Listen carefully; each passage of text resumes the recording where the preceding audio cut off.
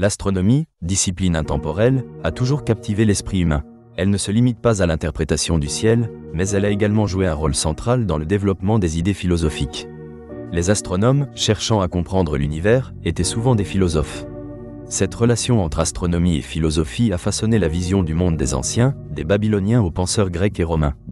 Dès les débuts de la civilisation, les peuples observaient le ciel. Les Égyptiens, par exemple, synchronisaient leur calendrier avec les mouvements des étoiles.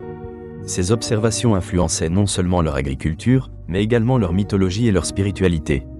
Les divinités comme Osiris et Isis étaient liées aux phénomènes célestes. Ici, l'astronomie faisait partie intégrante de la société. Les Babyloniens ont approfondi l'observation du ciel. Ils ont enregistré de manière minutieuse les mouvements planétaires, élaborant des tables astronomiques.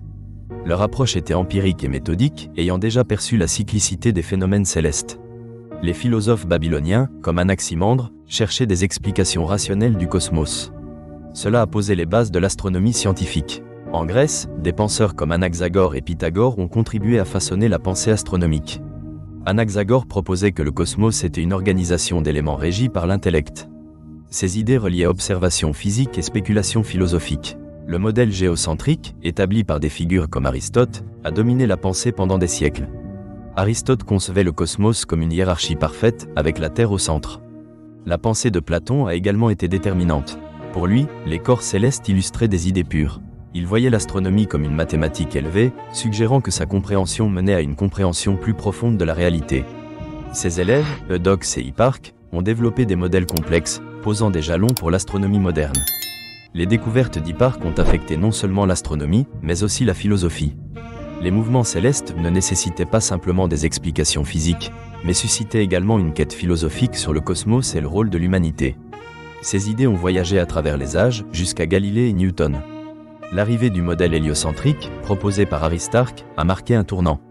Malgré une résistance initiale, Galilée et Copernic ont confirmé l'exactitude de ce modèle, remettant en question les conceptions traditionnelles. Ce changement a permis de rompre avec l'intuition au profit d'une approche empirique. L'astronomie antique interpelle également des questions éthiques et métaphysiques. Que signifie pour l'humanité sa place dans un vaste cosmos ? Des philosophes comme Sénèque et Épicure ont cherché à réfléchir à ces enjeux. Sénèque pensait que l'étude des astres pouvait apporter la paix intérieure, tandis qu'Épicure affirmait que la connaissance des mécanismes naturels permettrait de surmonter les peurs irrationnelles.